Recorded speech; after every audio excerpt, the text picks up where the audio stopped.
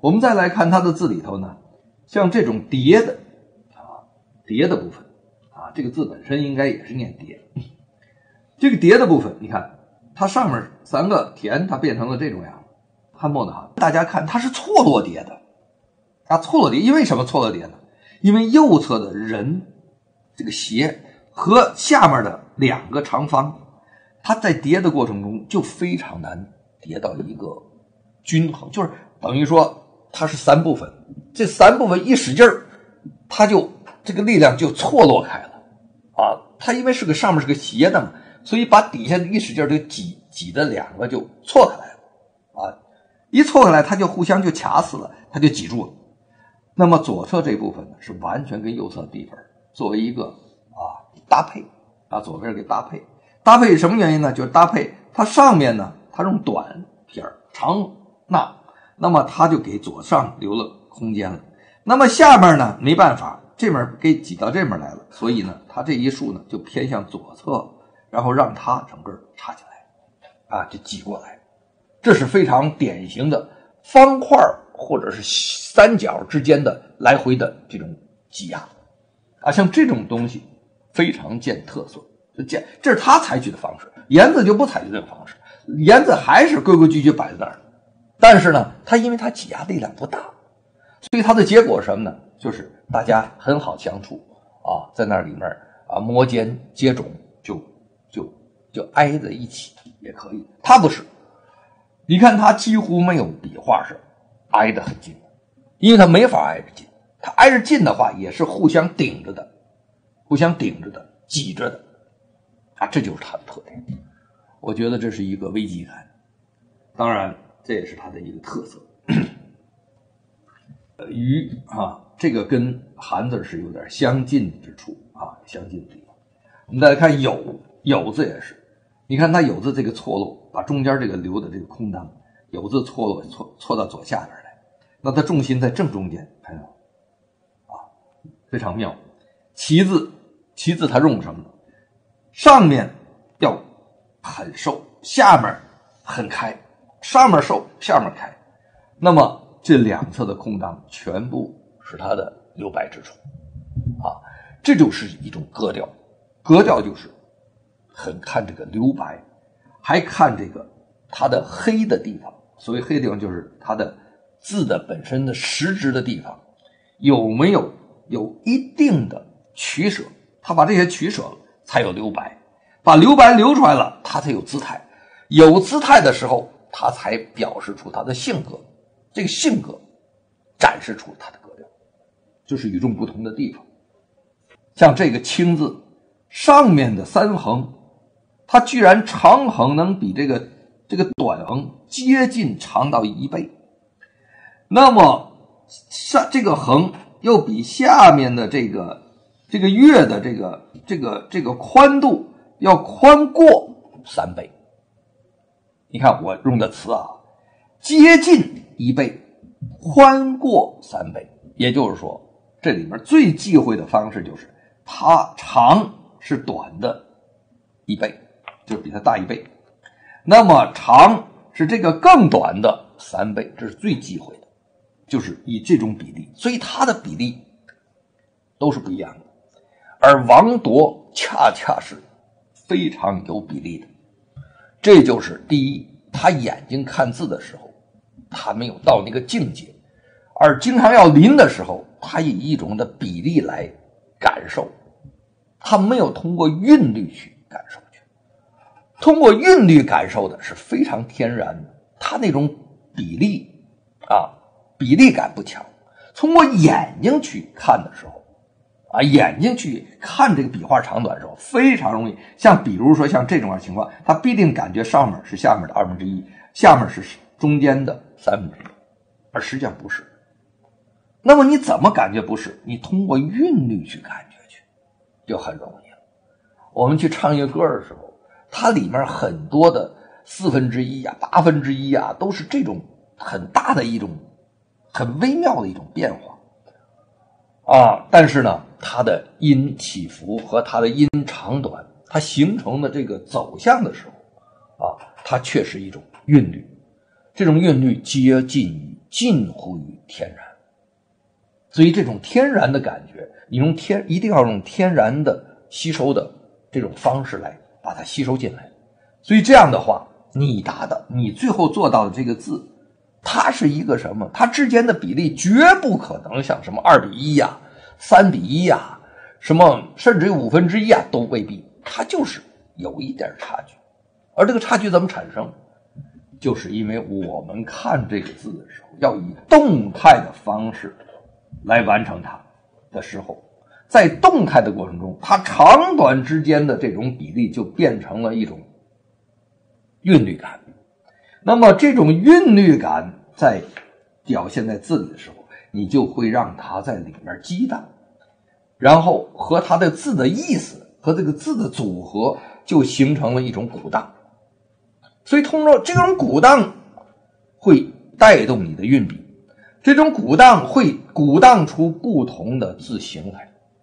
所以這種連帶的這種書寫的方式包括楷書，所以你楷書一個筆畫一個筆畫的描，你只能照顧它的形狀，而你這種寫到一定速度以後才有鼓盪。所以這種樣的鼓盪實際上恰恰就是書寫中的形氣。那麼書寫中的形氣和鼓盪造就了這個字在此時的此地的一個形態的變化。所以不是說我想拿一個什麼東西變化，我想變個什麼，那是你看不懂這種鼓盪的感覺。你真正是能夠看懂了，而且能夠自己寫出來的時候，你就會知道它裡面變化是這樣的，而不會再照一個字一個字再走。為什麼我非常提倡這個讀帖，不要老臨帖，臨帖一定要臨到一筆一畫裡去，而讀帖的話卻能讀出它的這種韻律鼓盪，這種氣息，這種姿態。什麼是姿態？我們來看意姿態啊，它上面這一個這個不出頭這個陽，就像右擺的姿態，就和它有順的感覺。那麼左側拉開來，它是這個姿態這樣，它就撐在這兒啊，所以這個姿態就變成了斜出去的姿態。那麼安字呢，恰恰反，它是昂首向上，少膝在這兒，這手撐着牆邊。安字什麼呢？安字是鋪開來，但是身體上一側傾斜，所以這安字是不一樣的，每個字不一樣。長是什麼？手伸開還踢着腿，這是長字的姿態。秋就是劈大叉了，秋啪把腿劈開來。這個季字最有意思，我們看季字怎麼體現的。他把這個絞絲裡面本來放平的，他非要向左拉開。那麼季字裡面這個澤，右側這個澤上面一豎高高挺起，右邊這個橫是向右盡可能的伸開，然後底下一撇一點的時候它是立着的，就像那個芭蕾舞的演員一樣立着的，上面打開來。所以你看這個字啊，它的這個力量，它的那種姿態就是非常的那種翹拔的翹拔，所以它這些出去這部分非常精彩。當然他兒子呢把他這部分繼承了，但是他兒子不像他爸爸一樣，他兒子是發揮東西太多了，有點規律性，不如他爸爸在這個隨機之中的變化顯得更藝術性，藝術感更強烈一些。我們再來看這個乙字，也是個姿態，這是什麼姿態？是左側和右側兩部分的顧盼姿態啊，這是一個家長或者一個大孩子在前面跑，那麼小孩子招手讓他過來，你幫我一下子啊，這種左右之間，而且這面仰着，這面帶着啊，就這種左右帶着這種感覺，非常的巧妙。我們再來看其他的一些部分，那就是一種瘦翹的感覺啊，或者瘦骨嶙峋，或者叫說呢，有些地方呢，他有刻意的把自己啊，本來他可能啊这个身体就够瘦的，他还非要把胳膊这个收紧，这个一收紧呢，这个肢体就出去啊，就变成这种带角度的，然后腿呢再并到一起，或者是有一些折叠的一个状態。我們來看這片裡邊非常明顯啊。先看呢這個矢啊，矢字，這個矢字它完全可以用一個很平和的啊把它打開來啊，但是它在這個大撇和大捺之間交叉這部分和這個上面這個口形成了一個很密切的交叉點啊，這就是要碰出火花的感覺來啊。為什麼？因為它周邊的地方太寬了，以它這種方式寫的話，那周邊根本就顧不到了，所以它中間的力量一定要併上頭啊，它不是這麼力量組合，它一定要併上頭才夠這個力量啊，才夠那個力量，它這麼都不夠了，因為它外面還有好大空間啊。這就叫矢字，可啊，可字，這可字很有意思，這可字大家想想看啊，這可字是左邊一個口，右邊一個豎，這個豎它居然就寫成像丁一樣寫成中間了，把左邊這個口一下就推到了雙口浪尖上去了，說明什麼感覺？就是一種極端力量變成這種姿勢啊，它這個用這種非常強烈的這種啊側向的這麼一個力量推出去啊。那麼像這種樣的字在裡面啊還是有一些的，尤其是它什麼叫顯呢？顯就是這個字我特別的在某種程度下我一定要把它啊做到什麼呢？做到讓人感覺在右邊這個地方帶着懸在懸崖上的感覺。略字呢要整相反，把這個田拉起來了啊，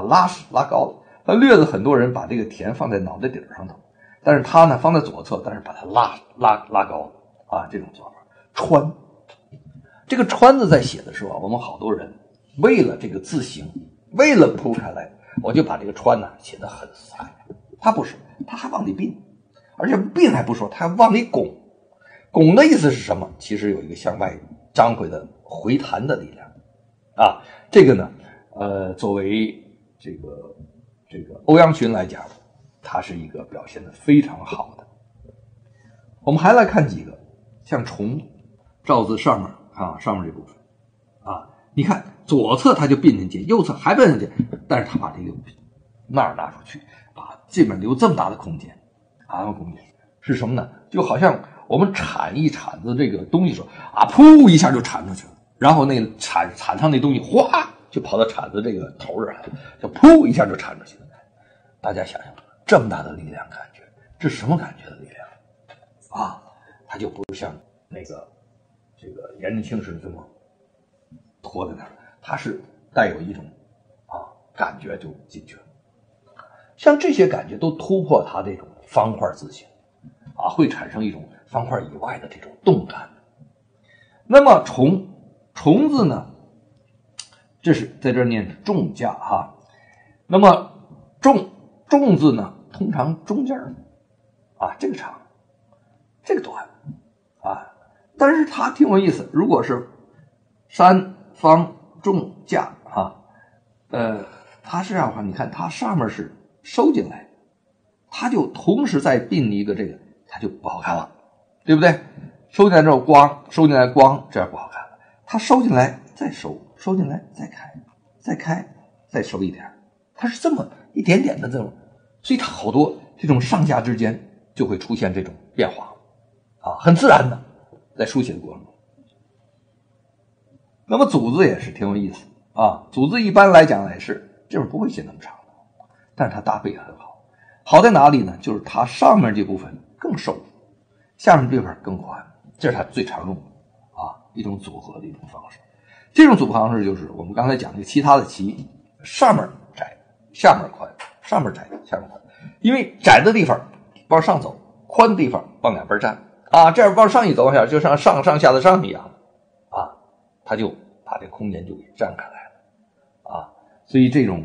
種做法也是比較反常的一些做法。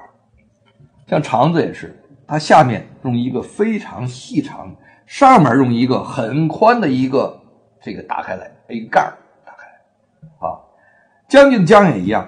這個將和這個可字有異曲同工的妙處，就是它也居中，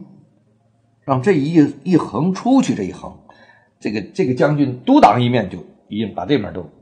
處理了，剩下呢我就走到這边來了。二字，像我們一般寫二的話，這個二两橫，第一橫写短點高，第二橫写長點是吧？不是，它两橫距離很近，然後呢，它两橫之间的相对的比例没那麼大。那麼我們只看了表面的就是長短距離。我們再仔細看上面這一橫，它是仰，略微仰，下面這橫是略微压，极其微妙，一点点的变化而已。我們來看这个之字之字，它把上面的这个挑起来，当然是一橫挑起来，再带回来这一撇压得非常紧，然後把下面这個距離拉大，但是這個字也偏扁，因為它本來就是偏扁的一個字。那麼在扁的過程中，這麼壓的感覺，就給人感覺有一個向上彈的這種力量。冠軍的冠字，你看也是，裡面明明也有點兒，明明的這面還有距離，它是要往裡頭壓。當然海字你看也是，它中間壓那麼細，它周邊這像個什麼東西？就變成了一個那個海裡頭那個章魚似的了那種感覺。中間或者是那個阿拉斯加那個雪蟹這麼小，一個大頭伸出去，這種感覺。這個海字聲音聲也一樣，他把中間的耳用這麼細的表達了，是吧？然後同時你看這個袖子底下這麼瘦的身形。那麼像這個銳這個銳很有意思，銳三部分一個耳，這邊呢實際上不是個山它像是個山，不是個山。左側呢是個玉，玉呢沒有點兒，這叫提玉旁，或者叫窄玉旁。他把這個玉拉得細長，這個呢寫法是從篆書來的篆書隸書來的。他篆書隸書是這樣的部分，所以他把篆書他用一個斜的，這個斜的跟誰有關係知道嗎？你看這個斜的搭配下面這個小斜片，這個斜片搭配左邊這個小斜梯，這整個這個字裡的斜的地方還沒有滿足完全協調情況下，看這個而且的耳的下面這個裡面兩個往裡收的，其實他在做一個協調，大協調中的一個微調。像這種東西我們知道它有這麼回事，真正寫的過程中還是在寫的過程的時候自己找這種協調的感覺，先看他的感覺，再找自己的感覺那它三部分，第一部分是物，提玉放細，上面像山字這部分放斜，而且它排成了三行排疊，然後下面的呢放扁，又把它排疊成了四畫。所以它這三部分組合，這就是我們講的好多人用西方的這種塊面來分析這個字，它就這樣。但是這種字可以這麼分析，你說它就是塊面是這麼樣，但是這種字不能拿塊面去指導它去安排字。包括這字念書什麼叫書呢？淑女的書，這是個別體寫法別的寫法。我們來看這個書字，它就幾部分。第一部分它點兒撇把這個字把這個上面緊緊的向左側壓過去，然後向右側拉過來那麼中間還一個長豎這像是什麼呢？像個鬥爭的鬥這是兩點一橫一豎一樣，那中間呢夾雜了一些小點。這個字是這麼寫，一點一撇一橫然後呢一豎三點再加一點有的人是寫一撇一豎一橫三點一豎再一點幾種寫法。那麼同樣說歐陽詢字都好嗎？我覺得不是。我們就看這個精字，這個米我覺得就不好。這個米字在這兒過於精緻了，顯得非常的一種不是一種藝術化，啊，是一種非常精妙之处。这个精妙裡面啊，要完全精妙到严絲合縫的時候，它是工藝品，它是一個精妙的工藝品，但是它未必是個藝術品。藝術品總留有一些我們講所謂的破綻也好，或者它好讓後面的跟它延續下來。你這個東西已經做得非常完美了，誰能跟它接觸好啊？水至清則無魚，人至察則無徒。所以這部分做得太精了，尤其這四個部分，點兒撇兒撇兒點兒，太精緻。也就是說，他都沒給右側一個和他接觸的一個機會啊，所以這個就像化妝化成一個完美到像假的一樣的，誰和他站在一起都很難看，都沒法跟他搭配。所以像這種部分的話，歐字也有確實寫的過於精緻的地方，這是我的感覺。像這個句，像這個居啊，這個居字走出去這一筆，句字這一豎下來，這一橫出去，把這塊留出來的空檔，這都是歐字非常精妙的地方，也是它一種顯絕的地方。像這個象也是啊，這個象呢，它偏偏把右側啊不和左側寫同高，因為它的胸在這兒，它的胸在這兒，所以它兩個在一起的話啊，像這個高低貴的組合一樣，那組合起來它這個面兒是一致的啊。你看這個底下這個面兒也是一致的，然後這個數和這個數又一致，所以它通過這種搭配啊，腿兒的一致，面兒的一致來搭配之間。比如說讓這個君字啊，它幾個弧度之間穿插，非常的微妙，因為它比較平直，那麼平直之中它微妙的弧度啊，但是這個弧度不是想當然的要的弧度，它是韻帶出來的弧度，也就是說它把很多人的字的這種韻律感，它把它簡約化成一種帶弧度的直線。那麼像這個荀字我們來看啊，你看它這個角度之間搭配啊，這個日是向上左的，這是向上右的，左右之間還留這麼大空檔啊，還有一些其他的這種角度之間啊的搭配，像這種套口之中的角度和弧度之間的搭配。比如說像這個，你看這個伐是向斜側拉的，這個盼是向橫側拉的，這是向斜側拉的啊，這些地方都還是非常的精妙的地方。還有像豪字底下這個詩，它每一個角度之間的搭和最後這兩個的角度和最後這個和這個中間這個尖搭的這個位置啊，就特別的微妙。像這個大家看看這個字不就是九花帖嗎？啊，九花帖從它這兒來的地方，你看它的字節。我們再來看看它這個單字左側的斜，右側的豎，這不就是個月亮的月字的部分嗎？啊，我們來看這個筆上下錯落，它把左右之間單純的感受來提到上下，包括這也是上下錯落拉下來的部分。啊，我們再看這些右側這個招字，它把下面的部分上提，問呢是把口向下拉啊，這都是非常微妙的。我們來看同樣一個門，左側它是什麼樣的？這就像一個人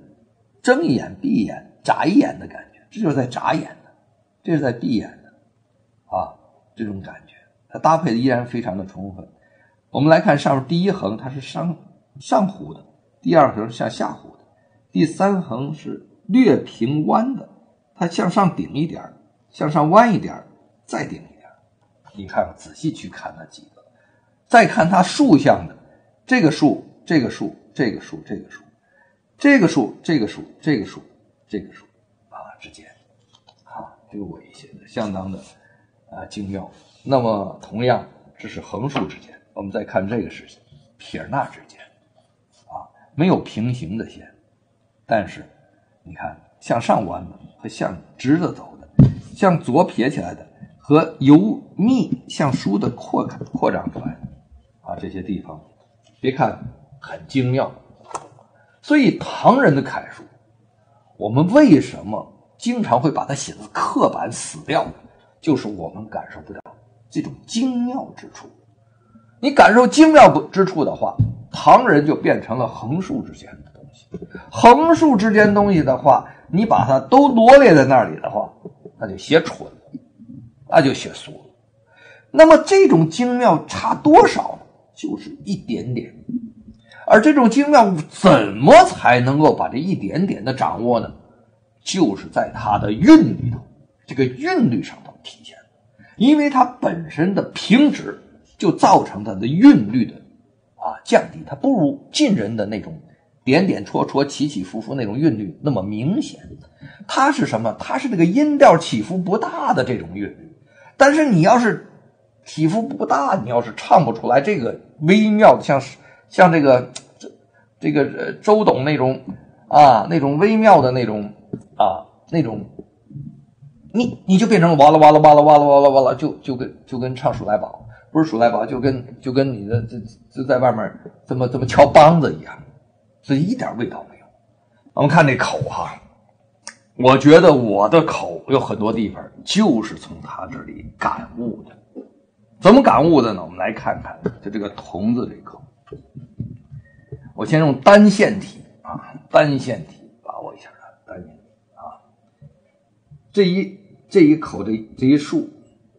它不是这么竖，它是这么竖也不单线体了我们写单线体是这么竖。那么看它的横是什么呢？这么横，顶出去，收回来。下面这个什麼東西呢？怎麼樣？看這個盒子是這樣的。那在這個盒子寫的過程中，他就開始往裡添東西了。添什麼東西？看，這是一個度。這個調節之後呢，這也是一個度，這一點度那麼到這兒來一折的話呢，折完之後向下走。那麼下面這部分呢，它這個度是這麼接筆的它不是完全的這麼貼切。好，從它這裡出去，這是這麼度，然後在這裡有個收筆，它是這樣的動作。那麼這樣動作呢，寫起之後是這樣的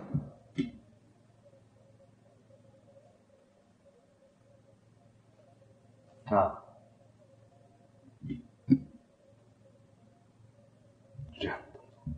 所以它這個是有一個向外邊頂的一個動作同樣我們在寫其他的一些筆畫的時候，像器皿的皿，它是這麼走過來的，往裡收，再收。這個筆不能寫成這樣過來。開始學的時候可以，真正寫的時候到這兒一頓，往這一頂收回來就可以了，一頂收回來。那麼毛筆真正我跟大家講，當你初學的時候你可以比較垂直，因為你完成這個動作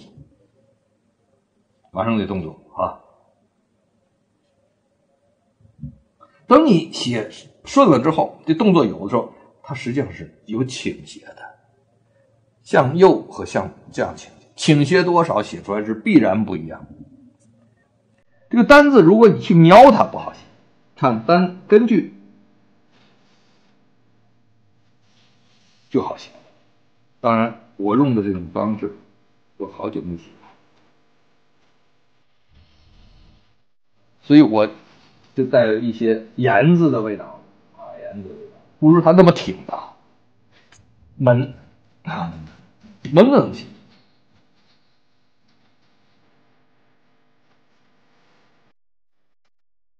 有人是先寫這兩行，我是先寫這兩行，我先寫這個。好，但我是寫文，不是寫問。你寫問的話呢，我這裡邊我就會留一點空檔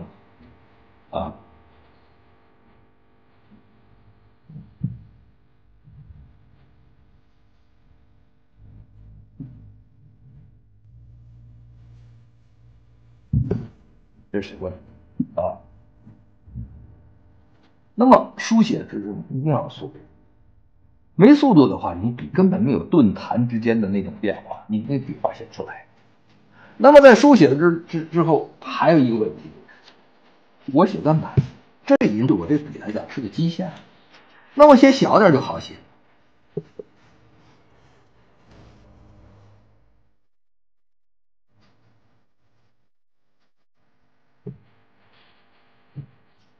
因为小點筆畫他能寫，因為他就是這麼大筆畫，他也拿我們差不多的毛筆寫。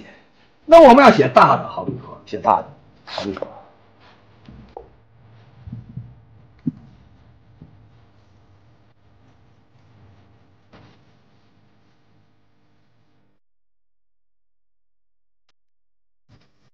他就不可能寫出來這麼光溜的筆畫。那如果他還寫出這麼光溜的話，那就是做出來的，畫出來描述。旗子啊，這兩個啊，他把上面壓得特別扁啊，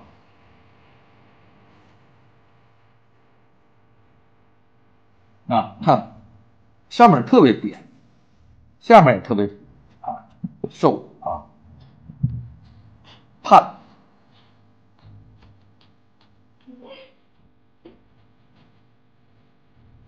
它的反字寫的特別有意思看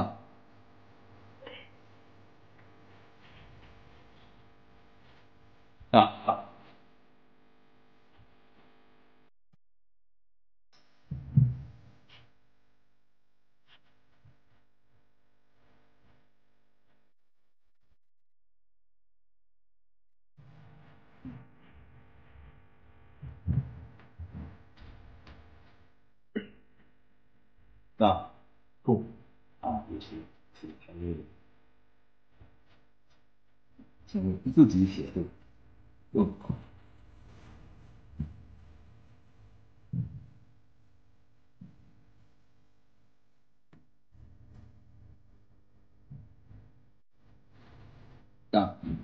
光字，它這個過來之後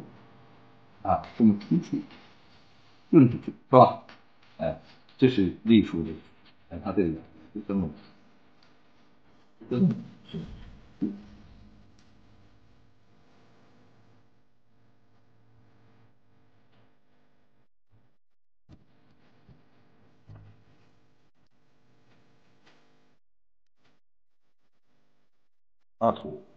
你看在寫的過程中，它可能周邊有點小毛刺兒，這其實也是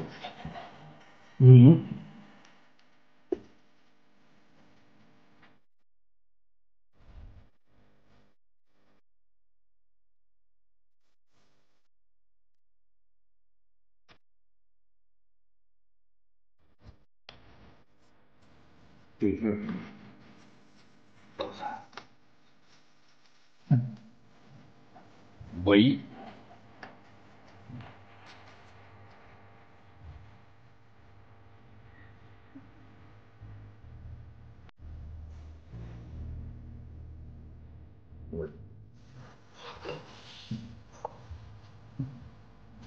变，是撑出来的。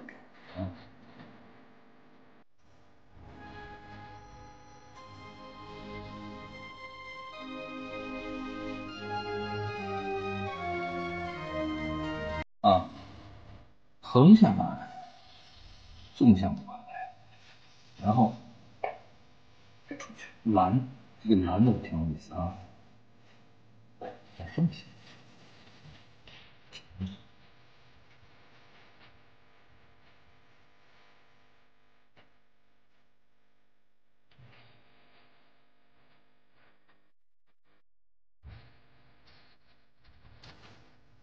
蓝，桥，這個橋很有意思，你看。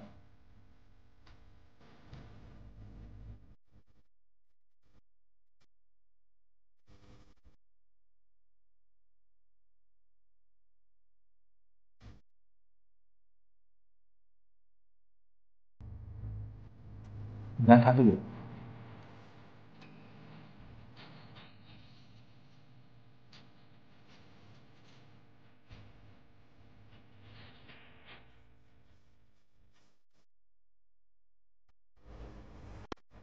書，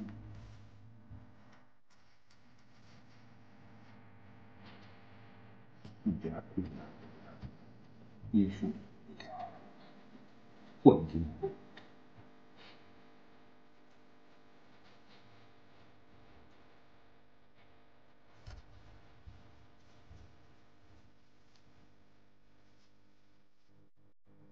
啊，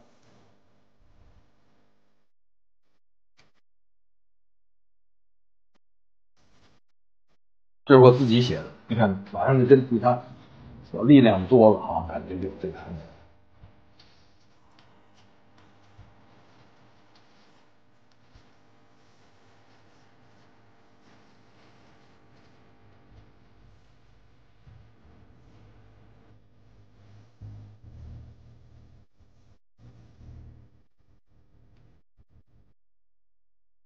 啊，第二过来，调几个，回来看特別密，再出去啊，上面緊，下面鬆，就配合安排。你看這個鼻裡面，你看啊，那這種感覺，這個力量灌在裡面，是吧？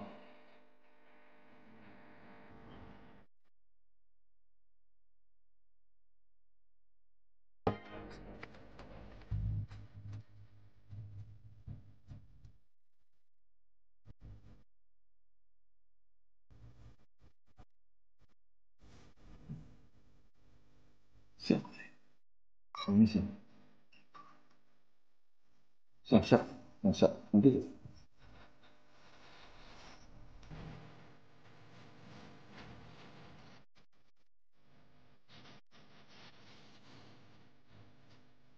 很久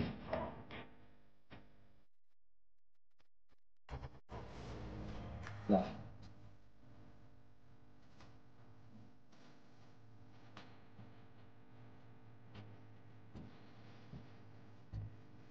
樣子。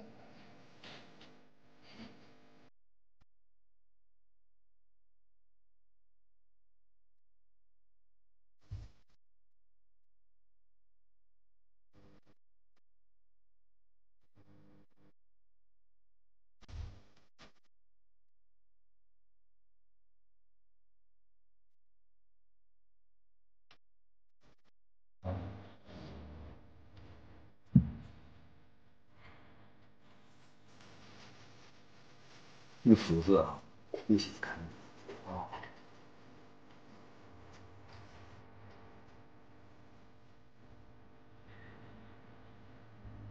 把中間的這個感覺啊，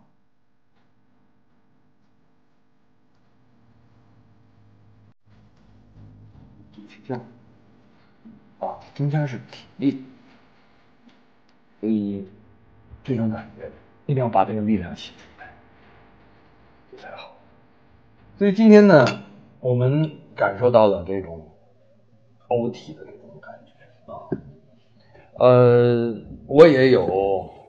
大概37、8年沒有寫它了，因為當時是寫的，當時寫的時候呢，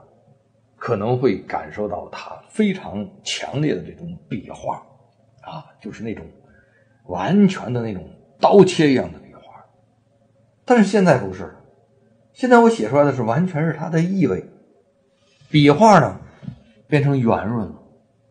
然後那種硬生生的那種斬釘截鐵的勁兒沒有，是不是年齡大了也不知道，或者我後來寫了其他人的東西，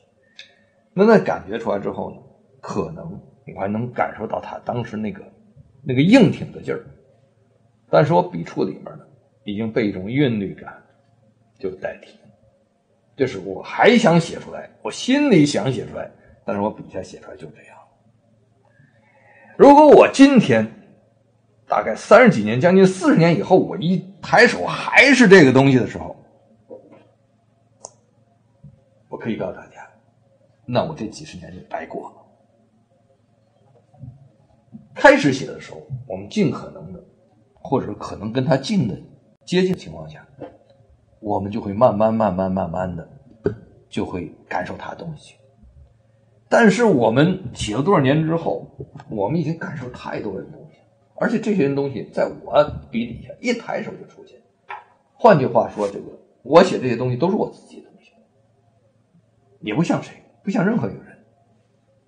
所以這就是我幾十年形成我自己的東西的一个过程。那麼這兩者的區別就是我和他的區別。那麼我為什麼能寫成這樣？就是我有很多我認為美的東西和他不一樣。這是幾十年我看更多的字帖，我感受更多的以後，我形成我自己的，因為我跟他怎麼能一樣？最起碼我沒那麼黑，也沒那麼醜啊。